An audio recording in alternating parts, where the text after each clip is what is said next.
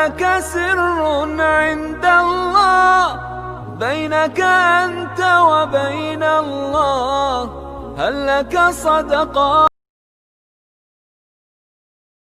علی بھائی اگلا سوال ہے، کرونا وائرس سے بچاؤ کی خاطر ماسک پہننے والی عورتوں کو حجاب کرنے کا ثواب ملے گا یا نہیں؟ ہاں دیکھیں جی، ثواب ملے یا نہ ملے، ایک چیز تو ہے کہ وہ گناہ سے تو بچ جائیں گی. باقی ہم اللہ سے امید کرتے ہیں کہ ثواب بھی ملے گا. اگرچہ ایک حدیث ہے جو اس ڈاکٹرن کو سپورٹ نہیں کرتی، اور وہ حدیث ہے بخاری کی پہلی حدیث جو صحیح مسلم میں بھی ہے، مشکات میں بھی پہلی حدیث وہی ہے جو آپ اکثر عادی سنتے ہیں، انما الاعمال بالنیات. اعمال کا دار و مدار نیتوں پر ہے، اور یہاں اعمال سے مراد نیک اعمال ہے. برا عمل کیا، چاہے اچھی نیت سے کیا یا بری سے، وہ گناہ ہی ہے.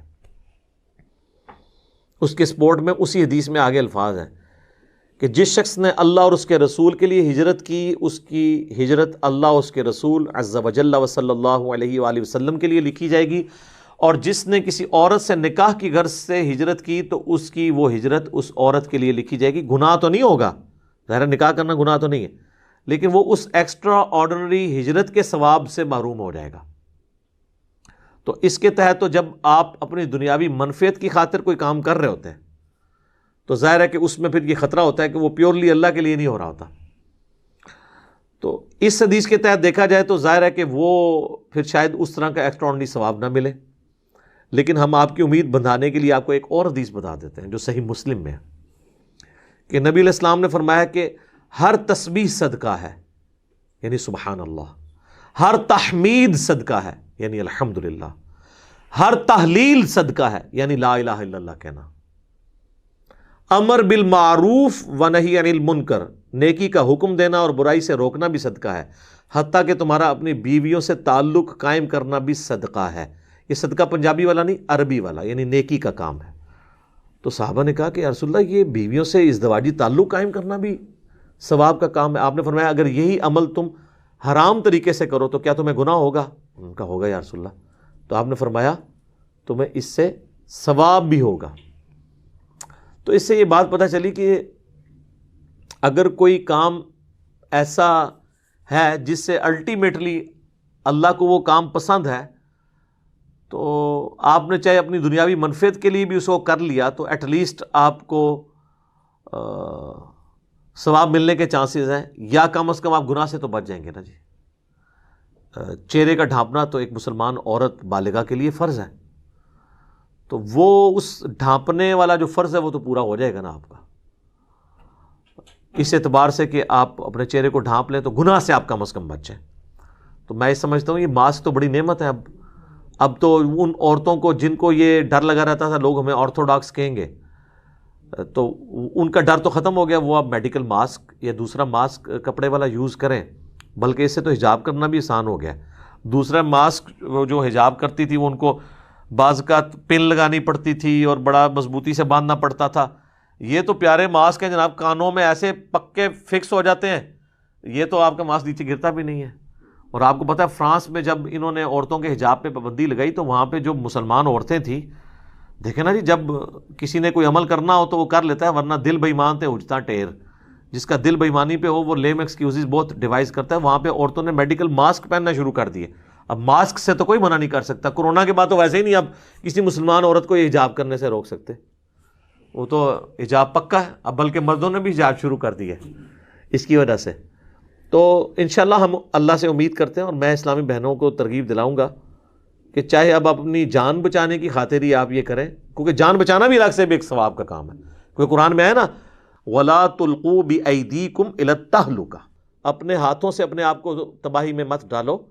تو اگر آپ بیماری سے بچنے کے لیے میڈیکل ماسک یوز کرتے ہیں، یا پولن الرجی سے بچنے کے لیے اسلام آباد میں لوگ استعمال کرتے ہیں، یا ڈسٹ الرجی اور دھوئیں کی الرجی سے بچنے کے لیے ماسک یوز کیے جاتے ہیں، تو اپنی جان کی حفاظت کرنا خود بھی ایک ثواب کا کام ہے. قرآن میں حکم ہے اس کا کہ اپنی جان کو تباہی سے بچانا ہے. تو پیرلل میں آپ کو حجاب کرنے سے کم از کم اگر آپ کو ثواب نہ ملنے کا ڈر لگا ہوا ہے تو ایٹ لیسٹ گناہ سے تو آپ بچ گئے ہیں نا. آپ اس کے اوپر توجہ دیں کہ یہ کتنا سخت یعنی اس کے اوپر وعیدیں ہیں. میں نے الگ سے ایک ڈیٹیل لیکچر مسئلہ 161B ریکارڈ کروا دیا. جن لوگوں کو یعنی کیڑا دماغ میں گھسا ہوا ہے نا کہ جی عورت کے چہرہ جو ہے وہ زینت میں داخل نہیں ہے، لہٰذا صرف بالوں کا حجاب کرے گی اور باقی جسم کا، اور وہ کہتے ہیں جی چہرے کا نقاب کوئی نہیں تھا، تو وہ تو بخاری مسلم آپ حدیث عفق کھول کے دیکھیں جو سیدہ عائشہ کے بارے میں آتی ہے. جب ان کے اوپر تہمت لگی تھی تو اس میں وہ صحابی کہتے ہیں کہ میں نے اماں عائشہ کو اس لیے پہچان لیا کہ میں نے پردے کی آیات نازل ہونے سے پہلے اماں عائشہ کو دیکھا ہوا تھا. وہ اس وقت اونگ رہی تھی نا جب وہ قافلے کے انتظار میں تھی، قافلہ آگے چلا گیا تو اس وقت اچانک ان کے چہرے سے وہ نقاب ہٹ گیا. تو ان کا میں نے سیدہ عائشہ کو اس حالت میں جب دیکھا تو میں نے پہچان لیا کہ یہ اماں عائشہ ہے، کیونکہ حجاب کی آیات نازل ہونے سے پہلے میں نے ان کو دیکھا تھا. مراد کیا کہ حجاب کی آیات نازل ہونے کے بعد اماں عائشہ چہرے کا نقاب کرتی تھی. یہ کہتے ہیں کہاں لکھا ہوا ہے؟ بخاری مسلم دونوں میں لکھا ہوا ہے.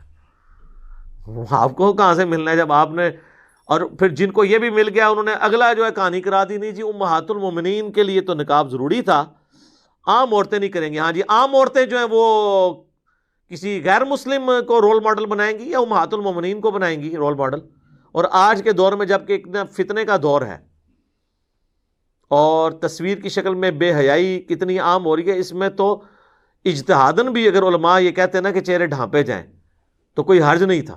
اگر آپ کو اس سے چڑھ ہے کہ قرآن و سنت میں نہیں ہے تو یہ جو ہے نا وہ الفتنۃ اکبر من القتل، فتنہ جو ہے وہ قتل سے بھی بڑی چیز ہے. اور اس کو سپورٹو وہ حدیث ہے صحیح بخاری کی، اماں عائشہ کہتی ہیں کہ اگر نبی علیہ السلام میرے زمانے کی عورتوں کا حال دیکھ لیتے تو ان کو مسجد میں نماز پڑھنے پہ پابندی لگا دیتے.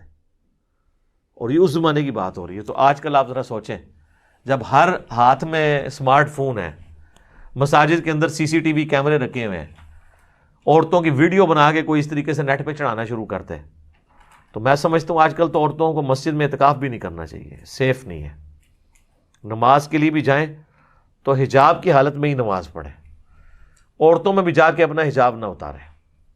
ایسی ایسی بازاری عورتیں پھر رہی ہیں اور وہ ایک گھر میں داخل ہوتی ہیں اور پورے محلے میں اس گھر کی خبر دیتی ہیں اور دوسرے گھروں کی اس گھر میں آ کے دیتی ہیں. تو اس لیے جو ہے نا ان کے ساتھ ایسی جو عورتیں جو پھرنے ٹرنے والی ان کے ساتھ انٹریکشن بھی نہیں ہونا چاہیے. بخاری مسلم میں حدیث ہے، ایک ہجڑا آیا اور وہ ام سلمہ اور ان کے بھائی بیٹھے ہوئے تھے، نبی علیہ السلام کی بیوی ام سلمہ، اور وہ کہنے لگا کہ جب طائف فتح ہوگا نا میں وہاں تمہیں ایک عورت دکھاؤں گا کہ جو جب جاتی ہے تو اتنے اس کے پیٹ پہ بال پڑتے ہیں اور جب واپس آتی ہے تو اتنے، کیونکہ عرب کے لوگ موٹی عورتوں کو پسند کرتے تھے. تو نبی علیہ السلام اچانک اسی وقت وہاں انٹر ہوئے. آپ نے اس ہجڑے کو، حالانکہ ہجڑا تھا، ٹرانسجینڈر تھا، آپ فرمایا کہ اٹھ جاؤ ادھر سے نکل جاؤ. اور آپ فرمایا اس طرح کے لوگ تمہارے قریب نہ آئیں جو تم لوگوں کو اس قسم کی پٹیاں پڑھا رہے ہیں. یہاں پہ بھی جو ہمارے لوگ جو ہے نا وہ آ کے ہمیں بتا رہے ہوتے ہیں وہ جی علی بھائی وہ بڑی بے حیائی ہو گئی ہے جی، اس طرح کی ویڈیو آئی ہے. تسی ویڈیو اس طرح کی کو دیکھ دو، یعنی آپ علم حاصل کرنے کے لیے اس طرح کی بےہودہ ویڈیوز دیکھ رہے ہیں. یہ تو کسی کو بھی نہیں دیکھنی چاہیے، بالکل اوائڈ کرنا چاہیے. آپ نے اس کو دیکھ کے کون سا ایسا علم حاصل کرنا جو لوگوں کو بتانا ہے؟ سب کو پتہ ہے کیا ہو رہا ہے. لوگوں کو اس طریقے سے ایجوکیٹ نہ کریں کہ وہ الٹا برائی میں مبتلا ہو جائے اس کی وجہ سے. آپ کا کیا کام ہے اس طرح کی ویڈیوز دیکھنے کا اور پھر کہنے کا جی ہاں ہاں پتہ نہیں کیا ہو رہا ہے. ہاں کرنے سے آپ نے روک لینا، پھر تو آپ ضرور دیکھیں اور وہ اس ہاں کی فریکوینسی ہمیں بھی سکھا دیں کہ کیا ہے، تاکہ ہم بھی وہ ہاں ایک دفعہ ویڈیو میں کہہ کے تو لوگوں کو رکوا لیں. سب اس طریقے سے اس طرح کی چیزوں کا ذکر بھی کرنے کی ضرورت نہیں. آج تو مجبوراً میں نے وہ ایک ایشو ڈاکٹر ذاکر نائک کی وجہ سے کھڑا ہوا، وہ میں نے 8-10 دن صبر کر کے ریکارڈ کروایا، اور وہ آپ دیکھ رہے ہیں کہ میں کس طرح ہچکچاہٹ کے ساتھ ان ایشوز کو ڈسکس کر رہا ہوں. کیونکہ تو وہ جو مکہ شریف میں ایک عالم صاحب بیٹھے ہیں ان کا خاصہ ہے کہ وہ اس طرح کے بیہودہ سوالات پہلے انوینٹ کرتے ہیں جو ہمارے آباء و اجداد کے دماغ میں بھی نہیں آئے ہوئے، اور پھر ان کے جوابات دیکھ کے تو اسلام کی خدمت کر رہے ہوتے ہیں. لوگ کہتے ہیں جی دیکھیں جی وہ کتنے مشکل سوالوں کے جواب دیتے ہیں. وہ سوال خود ہی انہوں نے ایجاد کیے ہوئے ہیں اور وہ سوال کو پریکٹیکل لائف سے تعلق بھی نہیں رکھتے. تو قرآن و حدیث میں تو اس قسم کی باتیں نہیں لکھی ہونی تھی نا کہ آپ کو خود سے پہلے وہ دماغ میں کیڑا داخل کیا جائے اور پھر اس طرح کا نکالنے کی کوشش کی جائے. اس لیے ہماری کوشش ہوتی ہے کہ جو واقعی جینون ایشوز ہوں نا ان کے اوپر بات کی جائے. تو مہربانی کریں، ہماری اسلامی بہنوں کے لیے موقع ہے، ابھی حجاب شروع کر دیں میڈیکل ماسک کے ذریعے یا کپڑے کے ماسک کے ذریعے. ثواب ملے نہ ملے، امید ہے ثواب بھی ملے گا، ایٹ لیسٹ وہ گناہ سے تو بچ جائیں گی نا. تو یہ کوئی چھوٹی بات ہے کہ وہ گناہ سے بچ رہی ہیں. تو اب تو میرا خیال ہے کسی عورت کے پاس کوئی ایکسکیوز نہیں رہا. اب جن لوگوں کو یہ ڈر تھا نا کہ لوگ ہمیں آرتھوڈاکس کہیں گے، وہ کالج اور یونیورسٹیز کی بچیاں جو ڈرتی تھی کہ لوگ کہیں گے یہ تو آرتھوڈاکس ہے، ان کے پاس بھی بہانہ ختم ہو گیا. آپ کو اگر یہ خطرہ ہے، حالانکہ میں نے بہت پہلے یہ مشورہ دیا تھا، آج سے 4 سال پہلے ویڈیو ریکارڈ کری تھی اس وقت بھی، کہ اگر آپ کو خطرہ ہے تو آپ میڈیکل ماسک یوز کریں. اور اب تو یہ کورونا سے 4 سال پہلے ہی میں نے یہ کہہ دیا تھا. اب تو آپ کو کوئی سمجھے گا بھی نہیں، بلکہ شاید ماڈرن سمجھے گا کہ یار یہ تو بڑے سائنٹیفکلی اپنی صحت کا خیال رکھنے والے لوگ ہیں جو میڈیکل ماسک استعمال کرتے ہیں. اب آرتھوڈاکس آپ کو نہیں سمجھے گا. اگر آپ نے وہ والا حجاب نہیں کرنا تو آپ وہ والا حجاب کریں، میڈیکل ماسک یوز کریں، اور باقی بالوں کے اوپر تو آپ ویسے ہی کر لیں. تو جن لوگوں کو چہرہ چھپاتے ہوئے پہلے آر محسوس ہوتی تھی تو اب وہ یہ کرنا شروع کر دیں، تو ایٹ لیسٹ اللہ کے حضور وہ گناہ سے تو بچ جائیں گی نا. اور میں امید کرتا ہوں انشاءاللہ تعالیٰ ان کو ثواب بھی مل جائے گا انشاءاللہ تعالیٰ. سبيل الدموع سبيل مريح